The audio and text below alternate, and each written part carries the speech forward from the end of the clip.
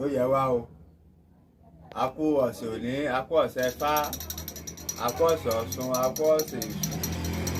Àwọn aláṣẹ kìlọ̀ fún ní inspiration Dr. Ògúnwálé Ìfẹ́dayọ̀ ló bá a ṣe. Àyíjúbà bàbá ìbà yèyé Elédùmarè ìbà rẹ, ojúbà Elédùmarè. Torí wọ́n ní tabádọ́gùn dámọ̀rógbè kalẹ̀ lẹ̀, ọmọ wa fẹ́ jẹ, ọmọ wa fẹ́ mu, ọmọ wa fìdí ọ̀rìnrìn kalẹ̀ lẹ̀, bí wọ́n fẹ́ Elédùmarè. Agọ́ tún aṣọ bàtà kálẹ̀ ayé, kọ̀mọ̀ sí ń tọ́lọ́run ò lè ṣe. Tó bá sójò aṣọ dá amúka dàbí òtútù, àṣekà dàbí ọyẹ́.